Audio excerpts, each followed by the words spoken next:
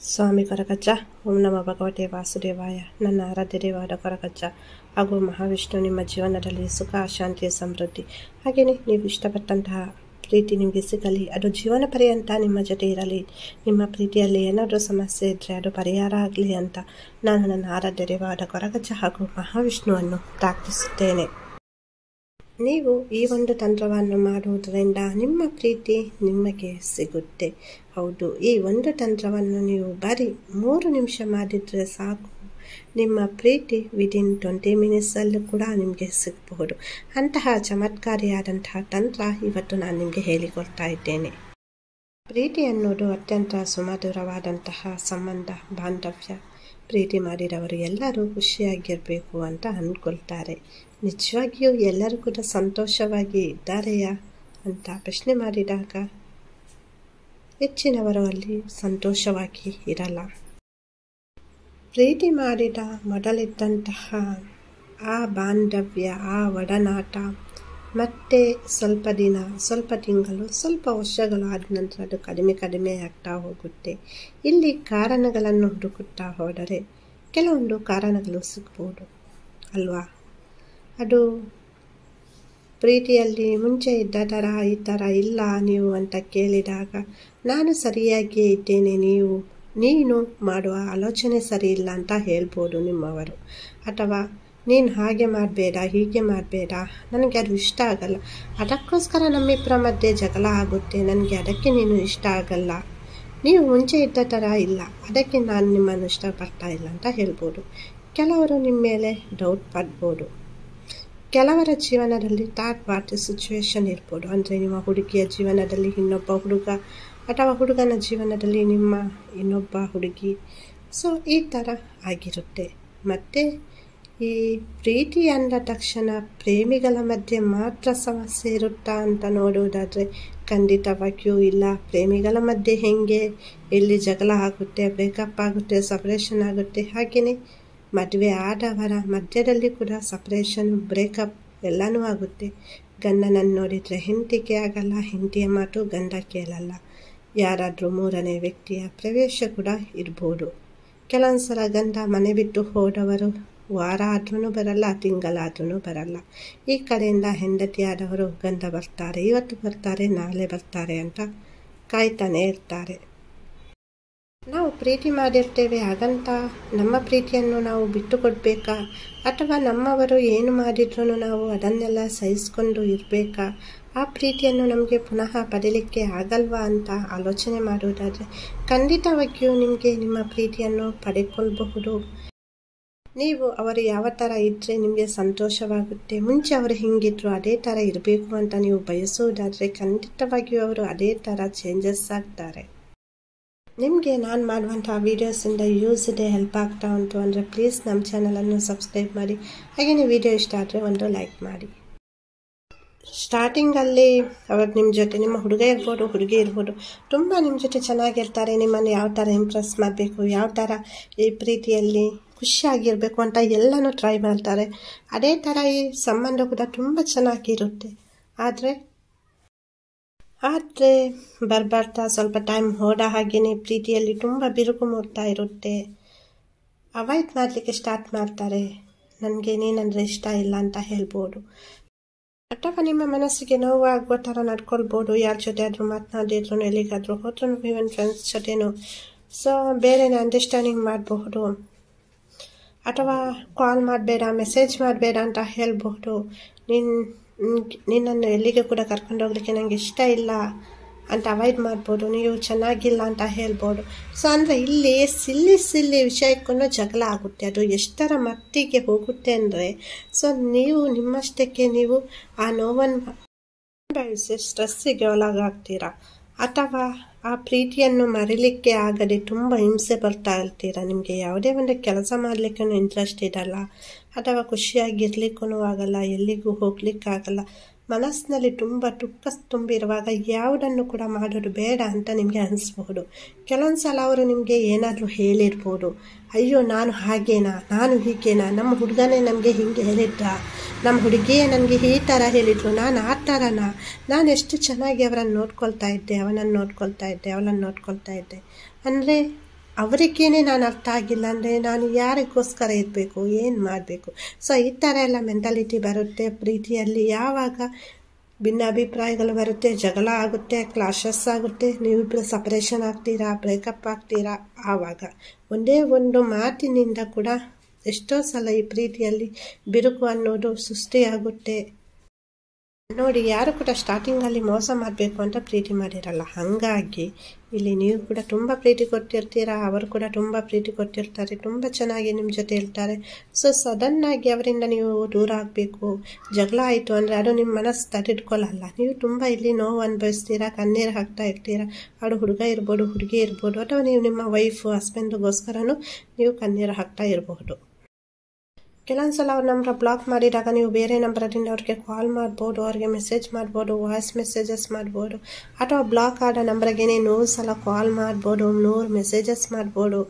ನಿಮ್ಮನ್ನು ನೀವು ಸಮರ್ಥಿಸ್ಕೊಳ್ಳಿಕ್ಕೆ ಅಥವಾ ನಿಮ್ಮದು ಏನೇ ಒಂದು ತಪ್ಪಿಲ್ಲ ಆದ್ರೂ ಅವ್ರು ಬಿಟ್ಟೋಗಿದ್ದಾರೆ ಅಂದರೆ ಫ್ರೆಂಡ್ಸ್ ಜೊತೆ ಕಾಲ್ ಮಾಡಿಸ್ಬೋದು, ಬೇರೆ ಯಾರಾದ್ರೂ ಹೆಲ್ಪ್ ತಗೊಳ್ಬೋದು. ಇದರಿಂದ ಎಲ್ಲ ಏನಾಗುತ್ತೆ ಅಂದರೆ, ನೀವು ಜೊತೆಗಿದ್ದಾಗನೇ ನಿಮ್ಮ ಜೊತೆ ಜಗಳ ಮಾಡಿ ಹೋದವರು ಬೇರೆಯವ್ರ ಜೊತೆ ಕಾಲ್ ಮಾಡಿದರೆ ಅವರು ನಿಮ್ಮ ಜೊತೆ ಅಂದರೆ ಸರಿಯಾಗುತ್ತೆ ಈ ರಿಲೇಷನ್ಶಿಪ್ ಅನ್ನೋದು ನಂಬಿಕೆ ಹೇಗೆ.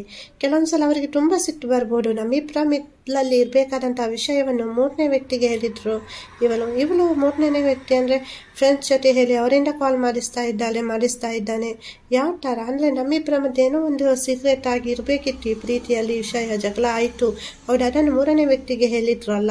ಸೊ ಅಲ್ಲಿ ಕೂಡ ಇನ್ನೂ ಕೂಡ ಅವರಿಗೆ ಮನಸ್ಸಿಗೆ ನೋವಾಗಿ ಇನ್ನೂ ಕೂಡ ಅವರು ದೂರ ಆಗುವಂಥ ಅಂದರೆ ಪರಿಸ್ಥಿತಿಗಳು ತುಂಬ ಜಾಸ್ತಿ ಇರುತ್ತೆ. ಕೆಲವೊಂದು ಸಲ ಅವ್ರು ಕಾಲ್ ತೆಗಿಯಲ್ಲ, ಬ್ಲಾಕ್ ಮಾಡಿರಲ್ಲ, ಆದ್ರೂ ನೀವು ಕಾಲ್ ಮಾಡ್ತಾ ಇರ್ತೀರ, ಏನೇನೋ ಮೆಸೇಜಸ್ ಮಾಡ್ತೀರಾ ನಿಮ್ಮ ಮನಸ್ಸದ್ದು ಫೀಲಿಂಗನ್ನು. ಬಟ್ ಅದು ಅವ್ರಿಗೆ ಅರ್ಥ ಆಗುತ್ತಾ? ಅವರು ಮೆಸೇಜ್ ನೋಡ್ತಾರಾ? ಕಾಲ್ ತೆಗೆದು ನಿಮ್ಮ ಜೊತೆ ಒಂದು ಹಲೋ ಅಂತ, ಹೇಗಿದ್ದಿ, ಏನು ಮಾಡ್ತಾ ಇದ್ದಿ ಅಂತ ಕೇಳಲ್ಲ. ನಿಮ್ಮ ಅಷ್ಟು ಮೆಸೇಜಸ್ಸನ್ನು ಅವ್ರು ನೋಡ್ತಾರಾ? ಇಲ್ಲ ತಾನೇ. ನೀವೇ ಇಲ್ಲಿ ಸಫರ್ ಆಗ್ತಾ ಇರ್ತೀರಾ. ಸೊ ಮೆಂಟಲಿ ಆಗಿ ನಿಮಗೆ ಇಲ್ಲಿ ತುಂಬ ಟಾರ್ಚರ್ ಆಗ್ತಾ ಇರುತ್ತೆ. ಸೊ ಅದಕ್ಕೋಸ್ಕರ ನಾನು ಇವತ್ತೊಂದು ನಿಮಗೆ ತಂತ್ರ ಹೇಳಿಕೊಡ್ತೀನಿ. ಇದರಿಂದ ನಿಮ್ಮ ಪ್ರೀತಿ, ನೀವು ಕಳೆದುಕೊಂಡಿರುವಂತಹ ಪ್ರೀತಿ ನಿಮಗೆ ಮತ್ತೆ ನಿಮ್ಮ ಜೀವನದಲ್ಲಿ ಬರುತ್ತೆ. ಮತ್ತೆ ನಿಮ್ಮಿಬ್ಬರ ಮಧ್ಯೆ ಬಾಂಡಿಂಗ್ ಚೆನ್ನಾಗಿ ಆಗುತ್ತೆ. ನೀವಿಬ್ಬರು ಮುಂಚೆ ಹೆಂಗಿದ್ರೆ ಅದಕ್ಕಿಂತ ಜಾಸ್ತಿ ಚೆನ್ನಾಗಿ ಖುಷಿಯಾಗಿ ನೀವು ಲೈಫ್ ಲೀಡ್ ಮಾಡಬಹುದು. ನೋಡಿ, ತಂತ್ರವನ್ನು ನಾವು ಸಾತ್ವಿಕ ಕ್ರಮದಿಂದ ಮಾಡುವಂಥದ್ದು. ಹಾಗಾಗಿ ಇಲ್ಲಿ ಯಾವುದೇ ಒಂದು ಅನುಮಾನ ಬೇಡ ಏನಾದರೂ ನೆಗೆಟಿವ್ ಆಗುತ್ತೆ ಅಂತ. ಸೊ ಸಾತ್ವಿಕ ಕ್ರಮದಲ್ಲಿ ಮಾಡೋದ್ರಿಂದ ಈ ವಶೀಕರಣ ಮತ್ತು ಸಾತ್ವಿಕ ಕ್ರಮಗಳು ಎರಡೂ ಒಂದೇ ಅಲ್ಲ, ಬೇರೆ ಬೇರೆ. ವಶೀಕರಣದಲ್ಲಿ ಏನಾಗುತ್ತೆ ಅಂದರೆ, ನಾವು ವಶೀಕರಣವನ್ನು ಮಾಡಿದ ನಂತರ ಅವರು ಸ್ವಲ್ಪ ಟೈಮ್ ಸರಿಯಾಗಿರ್ತಾರೆ ನಮ್ಮ ಜೊತೆ, ಪುನಃ ಅವರು ಚೇಂಜಸ್ ಆಗುವಂತಹ ಸಾಧ್ಯತೆಗಳು ತುಂಬ ಜಾಸ್ತಿ ಇರುತ್ತೆ. 9 ತಿಂಗಳಾದ ನಂತರ, 1 ವರ್ಷ ಆದ ನಂತರ ಹಾಗೆ ನಾವು ಮಾಡ್ತಾನೆ ಇರಬೇಕಾಗುತ್ತೆ. ಆದರೆ ಸಾತ್ವಿಕ ಕ್ರಮದಲ್ಲಿ ಏನಾಗುತ್ತೆ ಅಂದರೆ, ಒಮ್ಮೆ ಮಾಡಿದರೆ ಸಾಕು, ಅವರ ಮನಸ್ಸನ್ನು ಪರಿವರ್ತನೆ ಮಾಡೋದು. ನೋಡಿ, ಮನಸ್ಸು ಅನ್ನೋದು ಇಲ್ಲಿ ತುಂಬ ಮುಖ್ಯ ಆಗುತ್ತೆ. ನಾವಿಲ್ಲಿ ಫೋರ್ಸ್ ಹಾಕಿ ಮನಸ್ಸನ್ನು ಚೇಂಜ್ ಮಾಡುವುದಲ್ಲ. ಅದು ವಶೀಕರಣದಲ್ಲಿ ಫೋರ್ಸ್ಫುಲ್ಲಾಗಿ ನಾವು ಮನಸ್ಸನ್ನು ಚೇಂಜ್ ಮಾಡ್ತೇವೆ. ಬಟ್ ಸಾತ್ವಿಕ ಕ್ರಮದಲ್ಲಿ ಅವರನ್ನು ಮೈಂಡನ್ನು ಚೇಂಜ್ ಮಾಡ್ತೇವೆ. ತುಂಬ ಅಂದರೆ ಒಂದು ರೀತಿಯಲ್ಲಿ ಇಲ್ಲಿ ಅವರ ಮೈಂಡ್ ಪೂರ್ತಿಯಾಗಿ ನಿಮ್ಮ ಕಡೆ ಬರುವ ಥರ. ಇದು ಬಲವಂತದಿಂದ ಬೈ ಫೋರ್ಸ್ ಮಾಡುವುದಲ್ಲ, ನಾವು ಸಾತ್ವಿಕ ಕ್ರಮದಿಂದ ಮಾಡುವಂಥದ್ದು.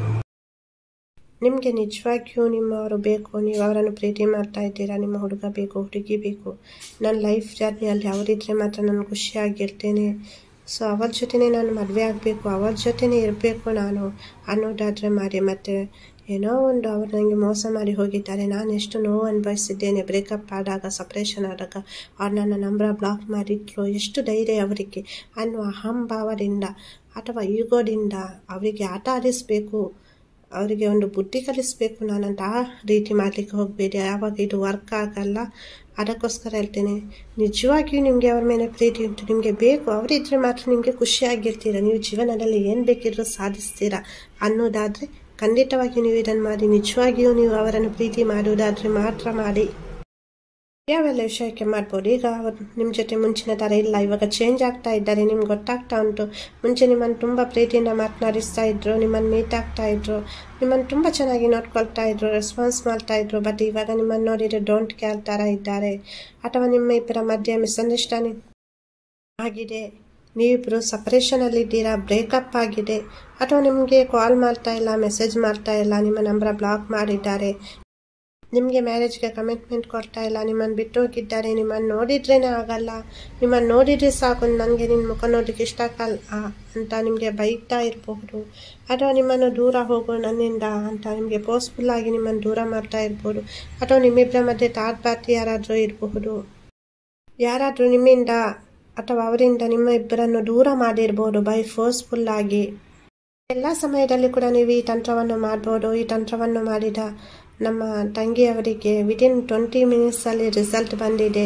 ಅವರು ನಮ್ಮ ಜೊತೆ ಶೇರ್ ಮಾಡ್ಕೊಂಡಿದ್ದಾರೆ. ಥ್ಯಾಂಕ್ ಯು ಸೋ ಮಚ್ ತಂಗಿ, ನೀವು ನಮ್ಮ ಜೊತೆ ಶೇರ್ ಮಾಡ್ಕೊಂಡಿದ್ದಕ್ಕೆ.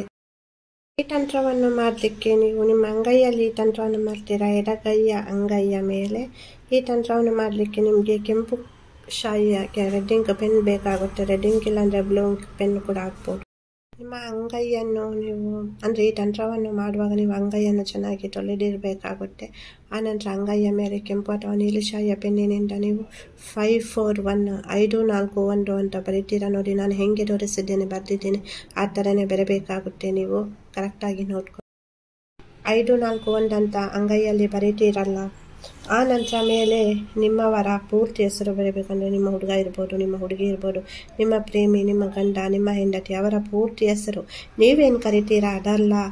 ಮತ್ತು ಎಂಥ ಅಡ್ಡನೆ ಮೇಲೆ ಇರುತ್ತಲ್ಲ ಅದೆಲ್ಲ ಅಲ್ಲ. ಪೂರ್ತಿ ಅವರ ಪೇರೆಂಟ್ಸ್ ಏನು ಅವರಿಗೆ ಅವರ ತಂದೆ ತಾಯಿಗಳು ಹೆಸರಿಟ್ಟಿದ್ದಾರೆ ಆ ಪೂರ್ತಿ ಹೆಸರನ್ನು ನೀವು ಅಲ್ಲಿ ಬರೀಬೇಕಾಗುತ್ತೆ. ಮೇಲೆ 541 ಅಂತ ಬರೀತೀರಾ, ಮೇಲೆ ಅವರ ಪೂರ್ಣ ಹೆಸರು ಬರೀಬೇಕು. ಮತ್ತೆ ಕೆಳಗೆ ನೋಡಿ ನಿಮ್ಮ ಪೂರ್ತಿ ಹೆಸರು ಬರೀಬೇಕಾಗುತ್ತೆ. ಫಸ್ಟ್ 541 ಅಂತ ಬರೀತೀರಾ, ಮೇಲೆ ಅವರ ಹೆಸರು ಬರೀತೀರಾ, ಕೆಳಗೆ ನಿಮ್ಮ ಪೂರ್ತಿ ಹೆಸರು. ಈ ತಂತ್ರವನ್ನು ನೀವು ರಾತ್ರಿ ಹೊತ್ತು ಮಾಡಬೇಕಾಗುತ್ತೆ. ರಾತ್ರಿ ಹೊತ್ತು ಮಾಡೋದ್ರಿಂದ ತಂತ್ರವಿದ್ಯೆಗಳನ್ನು ಮಾಡುವಾಗ ರಾತ್ರಿ ಹೊತ್ತು ಮಾಡಿದರೆ ವೆರಿ ಸೂನ್ ಅದು ರಿಸಲ್ಟ್ ಕೊಡುತ್ತೆ.